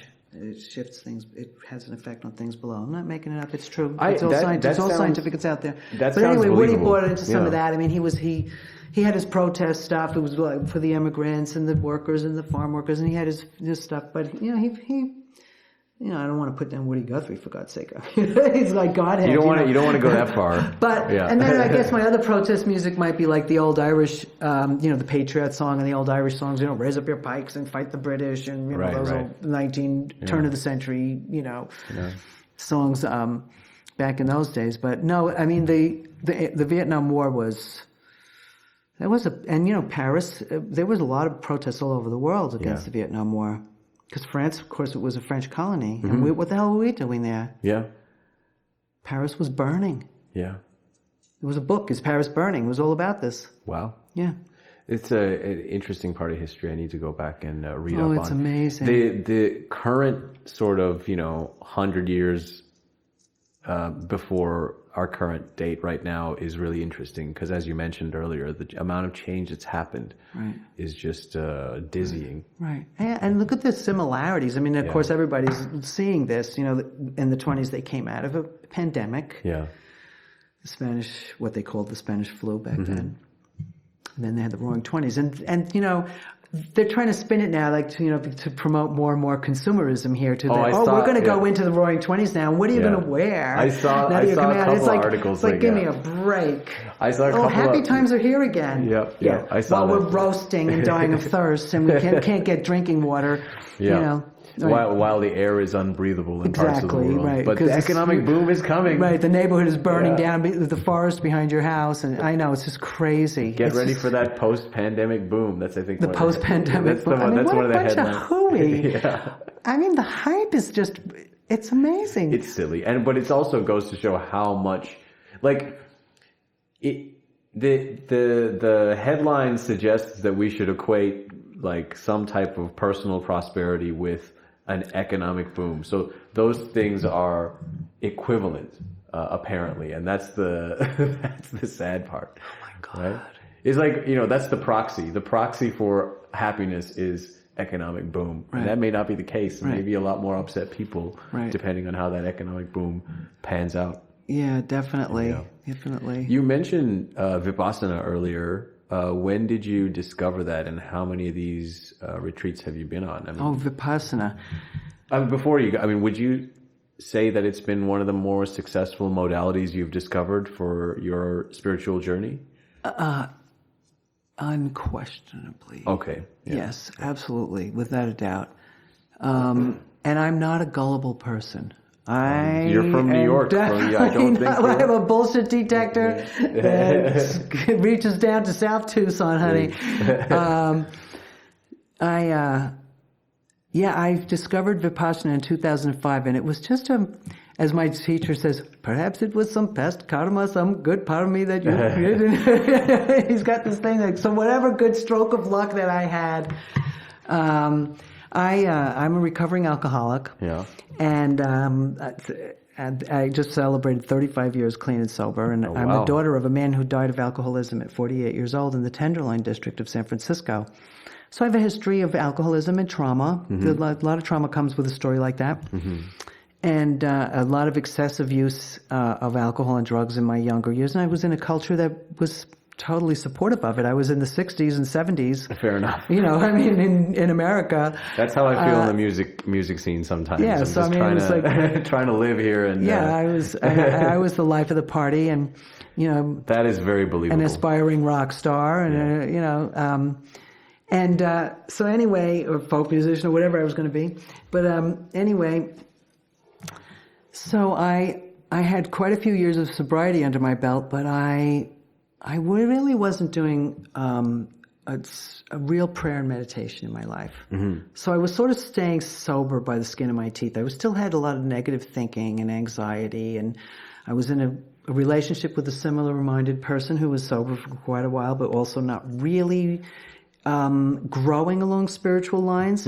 So I was stuck at about 17, 18 years sober, and I think I mentioned to you last night, the only thing worse than two drunks in a household together was two dry drunks in a household together. It was getting really funky. Yeah. And so, anyway, we broke up, and I said, well, I'm going to make lemonade out of lemons. I went to New York City, and I got my LLM in intellectual property at Cardozo School of Law. So I said, I took a year or two off and took a sabbatical, long-needed sabbatical. But, you know, my dry drunkenness was actually kind of a workaholic thing, too, because I just finished my PhD a few years before that, blah, blah, blah. I had to stay busy.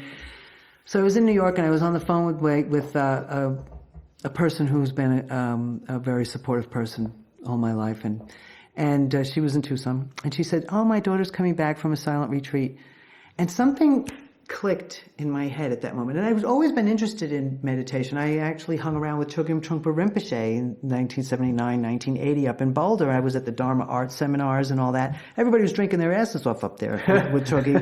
I used to call them Bodhisakis. That was my name for the Chogyam Trungpa crowd, Bodhisakis. And everyone was blasted. He died 48 years old too. Really? Oh yeah, he was very alcoholic. But somehow brilliant. I mean, his books are brilliant. So don't throw out the baby with the bathwater with Chogyam Trungpa Rinpoche. I meditated with Dalai Lama when he came to Tucson a couple of times, and I never felt that I had a technique, and I didn't stick with anything, and I didn't stick with prayer and meditation. So I was like a scream and a prayer. You know, I was like what they call the foxhole prayers. You know, when you're in deep shit, you got to pray to Jesus. I'll never do this again, whatever.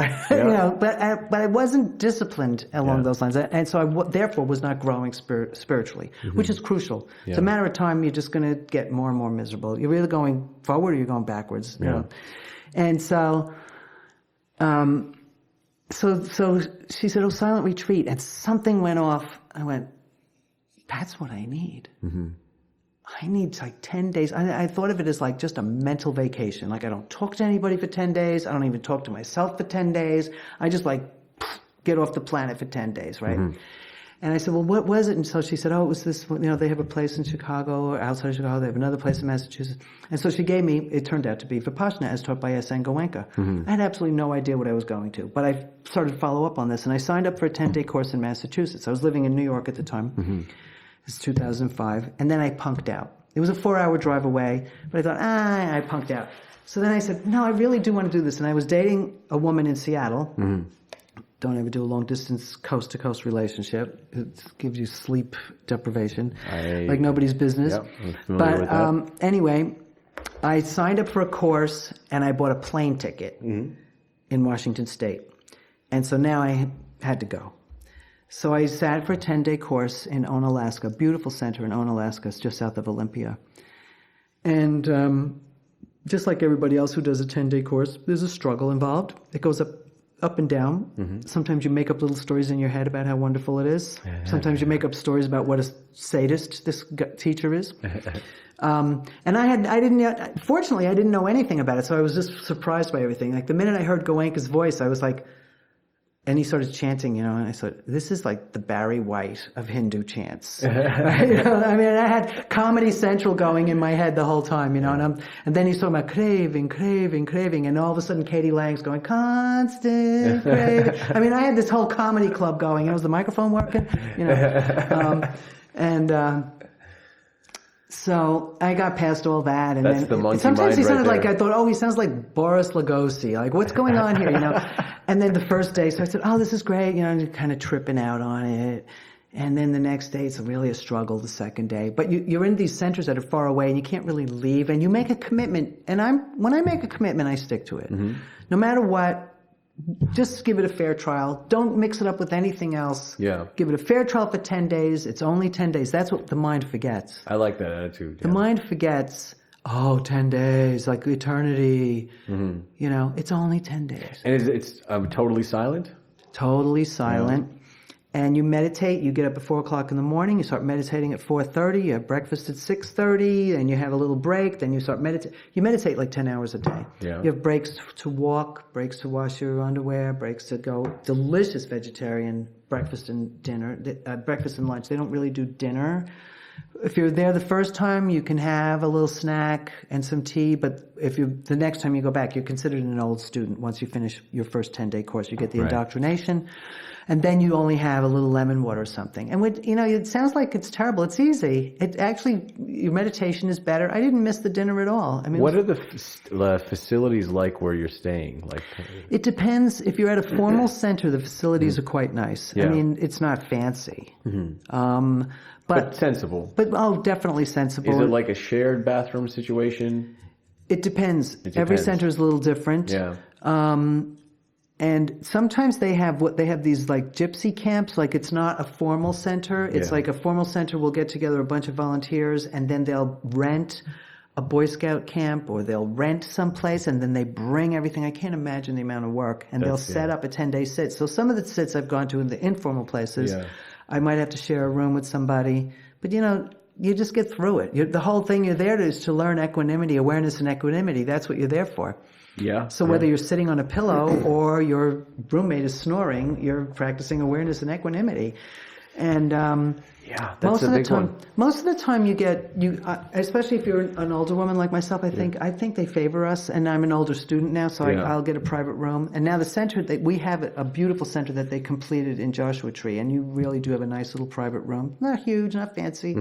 But everything you need. And the volunteers take care of everything. One of the things that I love, I was talking about the bullshit detector. Money is not a requirement for Goenka's teachings. And the teachers are not on an ego trip. They're not publishing books and getting you to buy their books. They're not selling you their CDs. There's no fame and ego involved in this whole thing. It's just basically these people, everybody's volunteering. Yeah. And so the cost to put on a 10-day sit is vastly diminished because it's reduced, because everybody's volunteering. And so when you make a donation, which isn't required, if you can't afford, it's kind of like AA is like this too. Yeah. If you don't have the money, please come anyway. Yeah. And that's what it is. That's very good. And by the time you finish a 10-day sit and you experience the benefits and the insights and see how beneficial it is for you and for the world, you want to share your merit. You've had a change and now you just feel a little less stingy, a little less, and so you want to support other people getting this beautiful gift. And what they would like you to do even more so is to actually volunteer your time. Yeah. So I've gone and worked in the kitchen for 10 days. Oh, nice. In California. It's calling me. It's fabulous. It's been calling me for years. Listen, honey, I did acid. I did all this meditation. I did all this stuff. I've tried everything. This is it.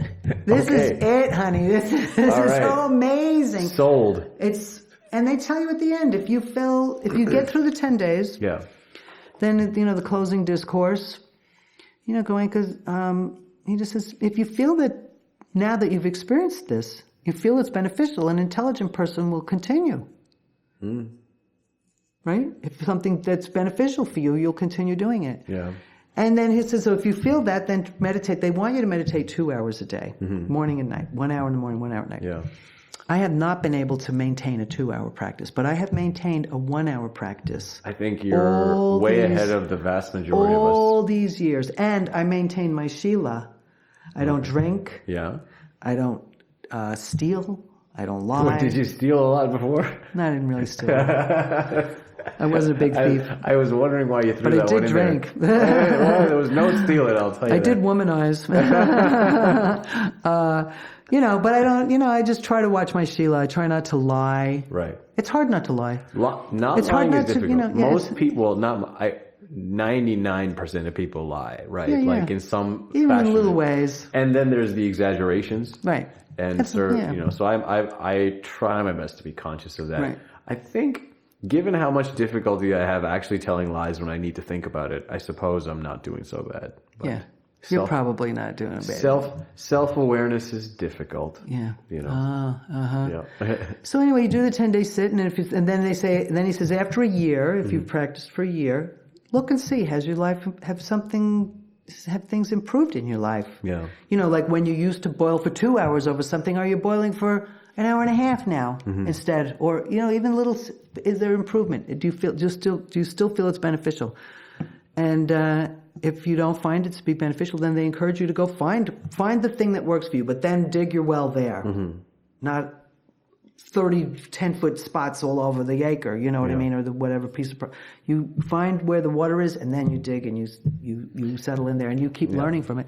And so that's been 15 years now, and I've gone to quite a few 10-day sits. I've served one 10-day sit. I've served a 3-day sit in Ireland a couple of years ago.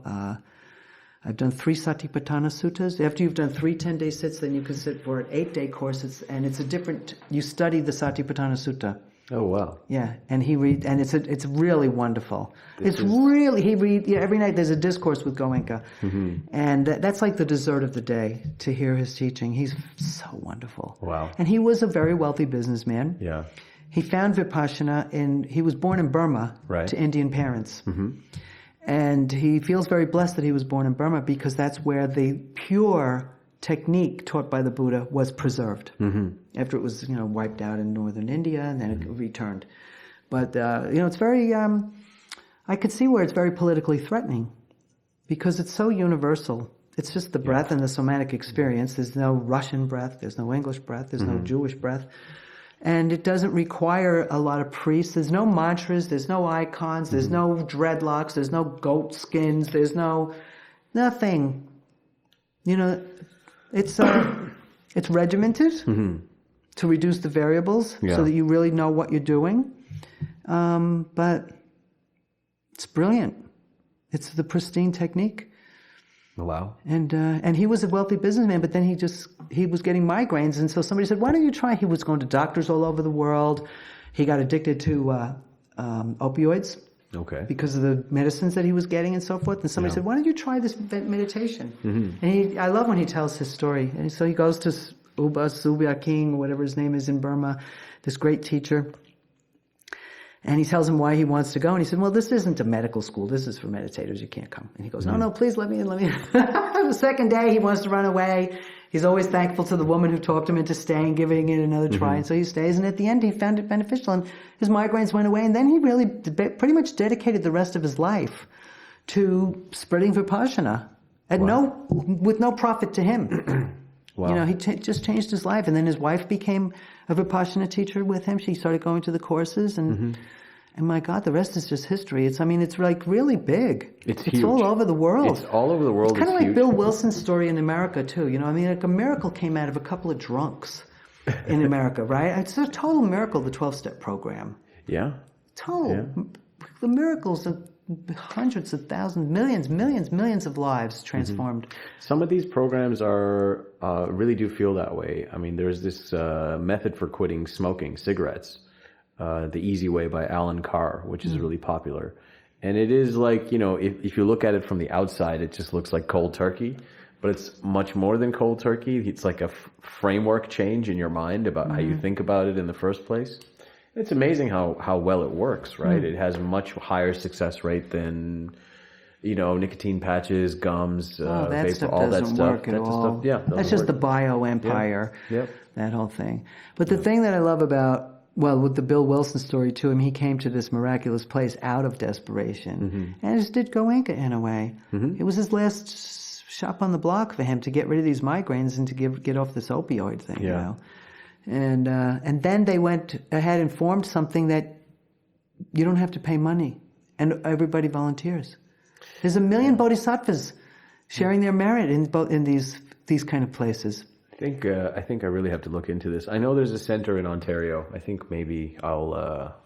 Oh, they have centers. I did a course... I did one Satipatthana Sutta in Kelowna, up in northwestern Canada. Kelowna, BC? Yeah. Oh, it's in Merritt. There's a little town called Merritt. I flew into Kelowna. Okay. Yeah. That's a lovely, lovely center. Yeah? Yeah, very nice. Okay. Very beautiful place.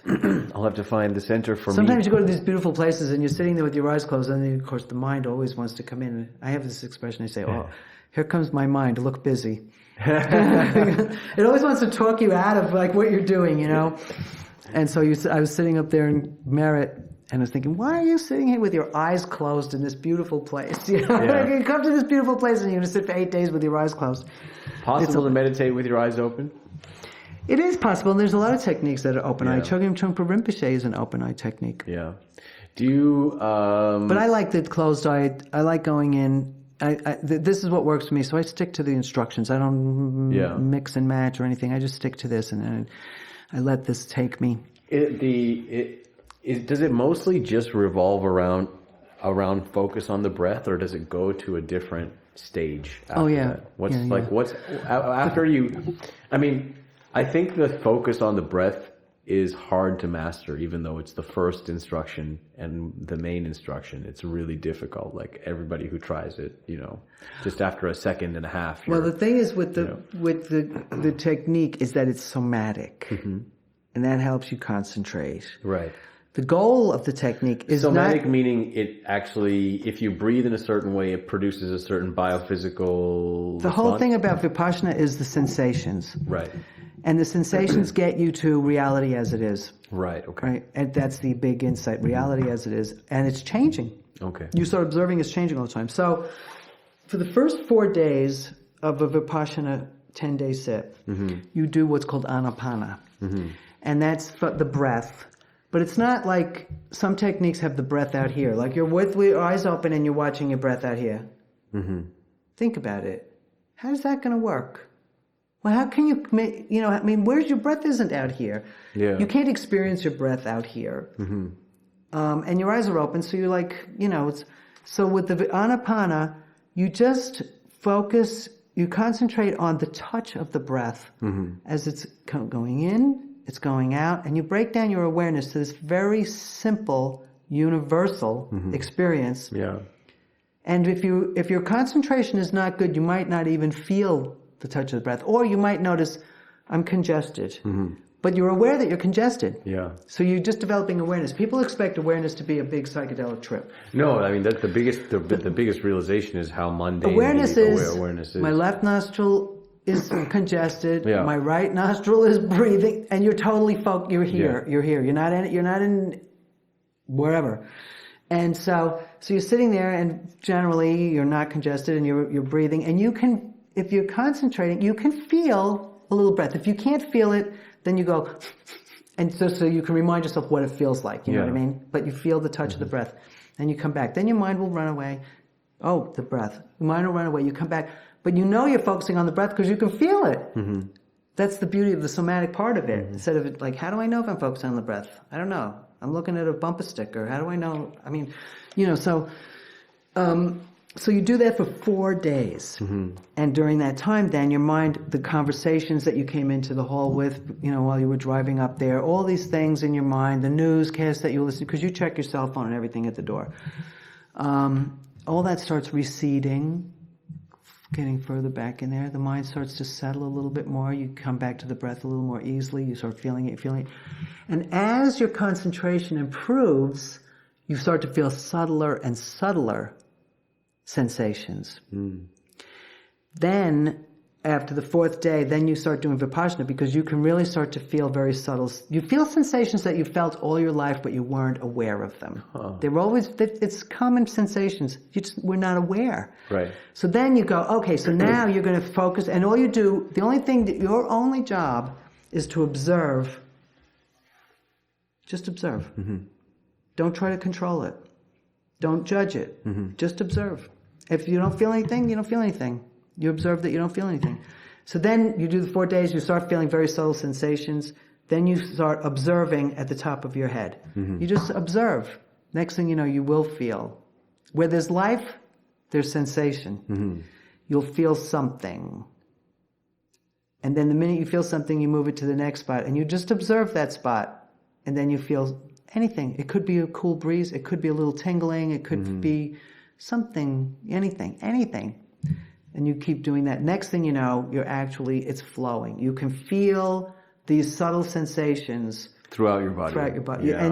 But you don't let your mind jump to like, oh, I feel it here, and your mind jumps here, it jumps here. You can just continuous throughout. You observe. Yeah. And then you start to, and you feel, okay, I'm going to observe my back. You feel the sensations. And if you don't feel it, you wait for a minute. You just observe. If you don't feel it, you move on. You say, oh, I'm not observing anything there. I'm observing that I don't feel anything there. You move on. Let's see if there's something the next time. And then you start going up, down, up, down, up, down. Then instead of it turning into like a rite or a ritual, getting rote, then you can start moving it this way and this way. And you're just observing, but you don't just jump around and say, oh, there's a pain in my leg and I'm going to throw everything there, all my attention there. So you go down, maybe your leg is hurting. You observe it. It's hard. Yeah. But you just observe it. Yeah. You say, oh, it's hurting. Oh, okay. Let's see if this happens the next time. And then you observe, over time what happens is then you start observing your own mind. You observe your mind reacting. I hate this. I don't like this. I don't like this. You observe your mind. Oh, there's a pleasant sensation. I want more of that. Oh, how come that pleasant sensation isn't here now this time? It was there last time. And you start observing. Then you're really starting to scan your mind. You're stepping outside of your mind. It sounds complicated, but it's not. It just takes this little baby steps of practice. Next thing you're there, and it becomes like panya. It becomes an existential truth for you, this experience. And then when you see you're craving and aversion, well, that's the source of all misery, craving and aversion. Right. Because if you're craving something or you're in a state of aversion, you're not accepting reality as it is. Yeah. Simply, it's so simple, but it's so universal. Every problem that we have is rooted in that. Correct, yeah. And so sitting on the privacy of your pillow in this safe little place, this little playpen, this private playpen, with your eyes closed, doing this simple practice, you're changing yourself and you're changing the world. Yeah, that's very well explained.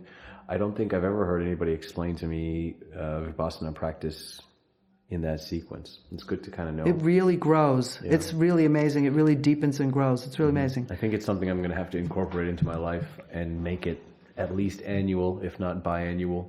Yeah, I love doing it annually. I couldn't, when Joanna was sick with the cancer, we were supposed to go January 2019, and she was just too sick. She couldn't do it. So I haven't been to a sit since 2018. Wow. Yeah. So I'm going now to Shelburne Falls in Massachusetts, which is the first Vipassana center in North America. Oh, really? Yeah. Oh, wow. Okay. Yeah, that's where Goenka started teaching there. Wow. So, what age were you when you started? Let's see, 52. Okay. And I was just lucky that it turned out to be Goenka. Yeah. You know what I mean? I didn't know what I was going to. Mm-hmm.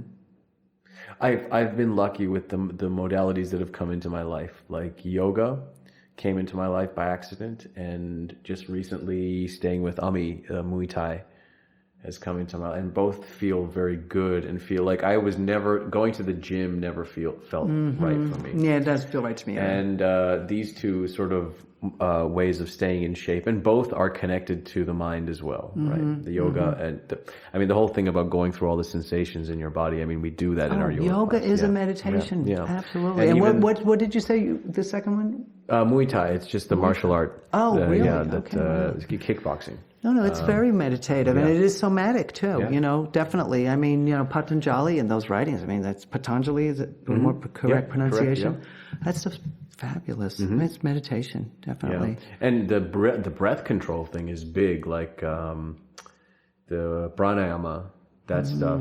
I've tried a bit of that, and that has quite effect. I mean, you can get legitimately high from that stuff. Like I can confirm that. And the danger is craving it. Yeah. The danger is craving it. There's a lot of danger in those nirvana moments. I'm glad you said that. I'm really glad you said that, because I do crave it. Yeah. I do crave it because I have yet to have, I've only scratched the surface of mindfulness and meditation. So when I started doing yoga, I don't think I had consciously ever entered a proper sort of in the moment state.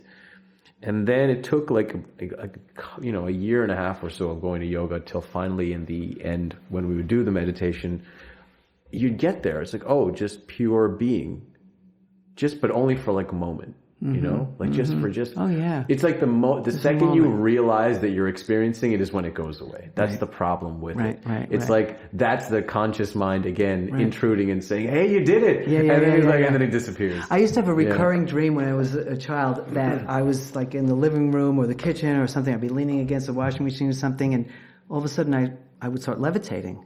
Yeah? Yeah, but the minute I became aware, aware of it kind of thing, I would just go right down then. Oh, wow. I used to have flying dreams like that too, and it was it was fabulous. It's something. I mean, the power of our mind is really quite something. Yeah. We've been doing this for close to, over an hour and a half. I want to tell you a little bit about some of these songs. I would love to, if you could share with people the names of your records, but also before you tell us about the songs, with regards to anthropology and law, are there places where you have writings? Oh yeah, I have. Well, I haven't written any big books or anything, but I've written some articles. What's a good way to find those things if someone wanted to look them up? I think if you kind of Google Kathleen G. Williamson anthropology, some of them will come up. There's there's an article called "Death of an Irishman." Yeah. There's one of the most recent. Well, I wrote a law review, a review of a book on law and anthropology for Transforming Anthropology, which is the Association of Black Anthropologists with the American Anthropological Association. That's kind of boring. I wouldn't recommend that. But Black Pimps Matter. That's one of my recent papers. I co-authored that with Anthony Marcus. That's a very interesting topic, and we could probably spend 2 hours easily on that. It was based upon a case that I had, and it woke me up to the disparities in who they decide to prosecute for sex trafficking in this country. Huh. It's black pimps. And the difference between a pimp and a sex trafficker is 30 years. Oh, wow. Oh, yeah. There's a whole new, while they're apologizing for what they did to black men in the United States and the war on drugs, while they're apologizing for that, they're doing it all over again and destroying that community with sex trafficking. That's a direct example of systemic racism. Absolutely. That's, Absolutely. And nobody seems to care. Nobody seems to notice. And people use that word a lot, systemic racism. They use that phrase a lot, but when I point out an actual instance that people don't want to talk about the details. It's like, look, here's the actual example. And people don't want to look at the actual example, unfortunately. Well, Black Pimps Matter. And then there's a if you can get into the pleadings in a case called United States versus Tacarius, it's like Aquarius with a T in front, Ford, in the District of Oregon. I filed a pleading. I did the research on that pleading. Lori Bender was the attorney, and I was working for her because I was a researcher on this. I really wanted to do my anthropology. And that pleading is, I think, it's a motion for discovery based upon selective enforcement and selective prosecution. And they're probably the most difficult motions to ever win. We didn't win it, of course. But that pleading is like a million times better than even the article Black Pimps Matter, to show you what's going on in this country. and the research. I did qualitative and quantitative research and analysis for those. That motion. That motion's I'm really proud of that motion. So that stuff, and then I've written. There's a lot of little things out there, just stuff floating out there. Cool. As long as people know how to look it up, because I also would like to look some of that up as well. Yeah. Well, let's find out some info about these songs. What are the names of the albums? The first album is called it's called Love Is Best of All. Yeah. And the first song is Love Is Best of All, and it's got like a haiku kind of structure for each verse, and it has a lot of Sapphic kind of imagery, but it has Indian, meaning like East Indian, instrumentation. Okay. And I always pictured this like playing really loudly in a Pakistani taxi cab in London. I don't know why. Like it's got it kind of rocks, Yeah. And there's a great sitar player on this. Actually, Todd Hams is great. It's a great tabla player too. Right. I studied tabla for long enough to know that I would be a terrible tabla player if I tried really hard for the rest of my life. I think many people get to that point. Yeah. It's common. Secret Song is like a samba. It's very samba. Yeah. And it also has kind of some Sapphic love sort of innuendos in it. Big Deal Small Talk is a rap song. We were talking about hip hop yesterday. I came up on Gil Scott-Heron. Are you familiar with Gil Scott-Heron? He's one of the seminal, He's the seminal rapper. He's the seminal guy, and I came up with that. And so, in 1980, I wrote Big Deal Small Talk, and it's kind of got that. The other Gil Scott-Heron influenced song on here is track number 9 called "I Can't Make a Living Loving You," and it's a response, an angry response to the Supreme Court's gag order about abortion rights back in, I think it was a 1987 case where they had a gag order on Planned Parenthood. So "I Can't Make a Living Loving You" is around that topic, and the first half of it is it's the same instrumentation as "The Revolution Will Not Be Televised." You were telling me about this. And the second half of it then, because we've been in that conversation, fighting this stupid thing for such a long time, since, before Roe v. Wade, really, it drops into like a Queen Latifah, a whole other shift. It drops into the second half. Yeah. And it's really pretty radical. If I had a ticket, if I had a gun, I'd see God in heaven and I'd see his son. I'd say, "This ain't your job. You better get another. Get down on your knees. I'm your goddamn mother." There you go. So it's pretty rad. Yeah, it is. I like it. The Stars Draw Near is a very country, and the pedal player on any pedal that appears on this is Hal Rugg, who was like the king of pedal steel. He passed away. His people, like, one of the things that happens, people listen to my records, and he's on this one too. Sometimes the only thing they'll say is, "Wow, who's your pedal steel player?" Pedal steel is a really special instrument. Anyway, that is like, it's the Wreck of the Old Number 9 version of The Problem with Immigration in the United States. Oh, okay. It's a wrecked relationship. She's sent across the border, or he's sent across the border. I Can See the New View is an anthem for 9/11. Okay. So listen carefully. It's a history of New York City. It's a history of the view looking out there. And it's all these, it's like September 11th, Henry Hudson's ships his ships actually came in on September 11th, 1609. Wow. And then it's the immigrants coming in. My grandmother was born September 11th at 13 Christopher Street in 1899. And it's her parents looking at all the Irish ships coming in from the same view. And then it goes into a mother and her daughter looking at the trade centers coming down. And then the last verse in that is the new view is almost like New Testament in a way, about forgiveness and the heroes rushing in to try to save people and finding that love is our reason. Yeah. It's a really beautiful song. Okay. I'm not crazy about my singing on this album. My singing is a little bit stiff because I was in a very dead studio. It's where Linda Ronstadt records here in Tucson, but I'm more of a live performer. So a dead studio kills me.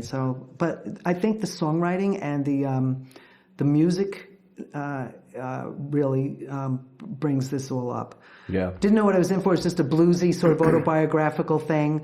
Jazz Fiesta Show is a whole bunch of jazz cliches threaded together. It's really boppy. It's really cool. Sandpiper is a little jazzy tune, a very carefree little love song jazzy tune. Yeah. Can't Make a Living Loving You. And then Hour to Maggie is like a traditional Irish song. Okay. And it's very philosophical. And then on Sacred Spud, so this album is very eclectic. I mean, it goes from jazz to Irish to sitar, rock, and the whole works, and country, pedal steel, and all that. But the Sacred Spud, most of these songs were written sort of during that long breakup, that long dry drunk where I was at that time. So Looking for a Savior is actually really pertinent even today, where we're looking for a safe place. Oh, yeah. Yeah. And Don't Make a Scene, Kathleen, is a kind of a self-mockery, You got to have that bit got to have a little bit of that in there. It's very bluesy. Yeah. Shake the Demon. Shake the Demon is a really interesting song. It's about a person in a relationship with somebody who, it doesn't say it explicitly, but obviously they have a mental health problem. There's nothing that she can do to shake the demon out of this person. Oh my goodness. Her eyes, basically the hook is, I was writing a legal brief and all of a sudden this hook, when hooks drop in on you? Yeah. I was writing a legal brief and all of a sudden, and it actually sort of came out out of my relationship at the time too, her eyes could shake the demon out of any other man. Yeah. And that's the hook, and I just stopped doing what I was doing, and I said, I've got to write this. Got to write the song. Write this song. Yeah. And Hal plays beautiful music on that. Mean Mean Road is just a really nitty gritty, nasty, mean, it's a mean road blues. It's really mean, and my voice goes down to the guttural.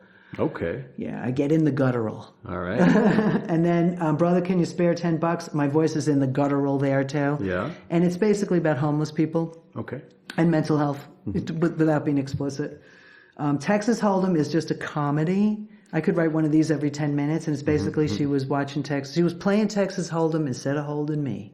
And it's just sort of very country. Diosa is, actually one time when I sang this song live, somebody said, there was all this silence at the end, and somebody said, wow, did Leonard Cohen write that? Which was like the greatest compliment I could ever have. It's a bit of a compliment. Yeah, it's a love song, Diosa. The Story of Isaac is the only one that's not original. That's by Leonard Cohen. It's an anti-war song. It's a very powerful anti-war song.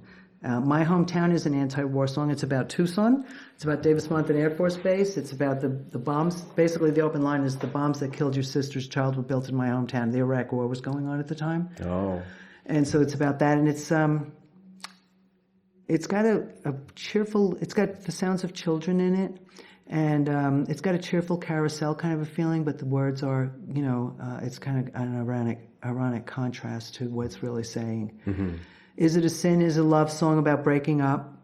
American Dream is just a happy little thing about getting across the country, with all these different scenes and all these different places, It's kind of cool. And Keep It Faithful is another love song about, my aspirations for my next relationship. Mm-hmm. I'm going to keep it faithful in the next relationship. And then Thankful Way to Be is gospel.